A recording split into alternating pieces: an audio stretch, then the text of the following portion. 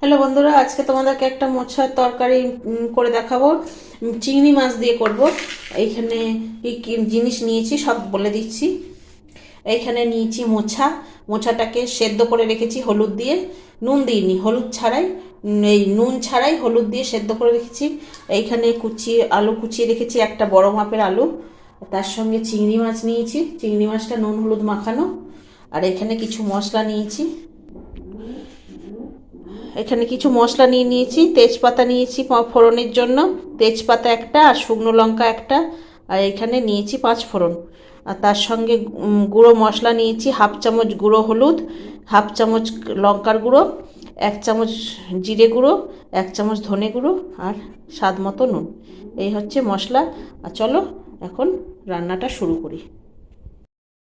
দেখো, এখানে কড়াই বসিয়ে দিয়েছি। কড়াইটা একটু হলুদ হয়ে গেছে, কারণ মোচাটা সেদ্ধ করেছি, ওই জন্য একটু হলুদ ভাব হয়ে গেছে। হলুদ দিয়ে যেহেতু সেদ্ধ করেছি, তোমরা ইগনোর করো। আর কড়াই বসিয়ে দিচ্ছি, গরমও হয়ে গেছে। এবার দিয়ে দিচ্ছি সর্ষের তেল। প্রথমে মাছগুলো ভেজে নেব।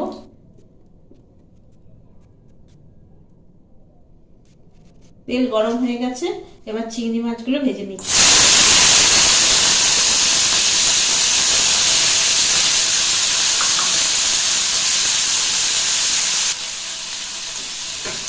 মাছগুলো ভাজা হয়ে গেছে, বেশি ভালো করে ভাজলাম না, কারণ শক্ত হয়ে যাবে। এই যে এরকম ভাবে ভেজেছি, এবার তুলে নিচ্ছি।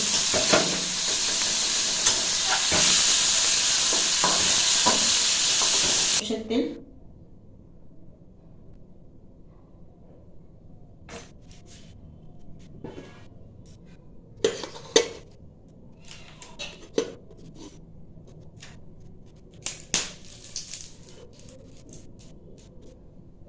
ফোড়নে দিয়ে দিচ্ছি এই যে 5 ফোড়ন,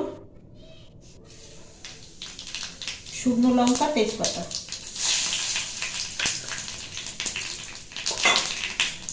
ফোড়নটা হয়ে গেছে, এবার আলুগুলো ভেজে নেব।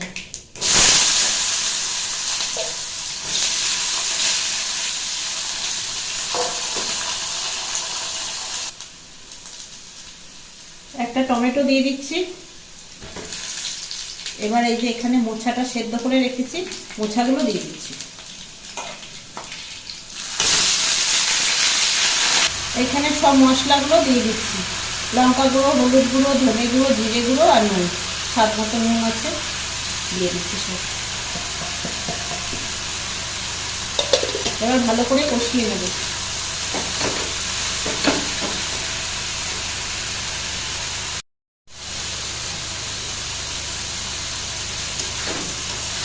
মশলাগুলো কষানো হয়ে গেছে, এই যে সুন্দরভাবে কষিয়ে নিয়েছি।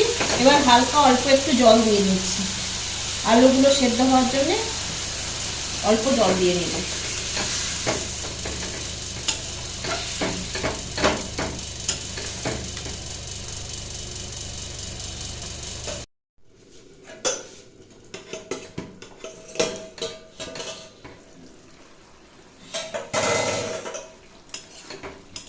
মোচাটা আলুটা সেদ্ধ হয়ে গেছে।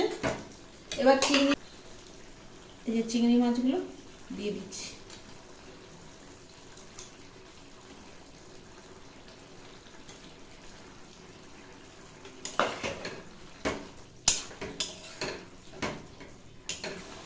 মোচাটা আমার হয়ে গেছে, জলটাও শুকনো হয়ে গেছে। এবার এখানে গরম মশলা দিয়ে দিচ্ছি একটু। এবার তোমরা ঘি দিতেও পারো, নাও পারো, কারণ চিংড়ি মাছ দিয়েছি। ঘি দিলেও হবে, না দিলেও চলবে। আমি ঘিটা দিচ্ছি অল্প করে।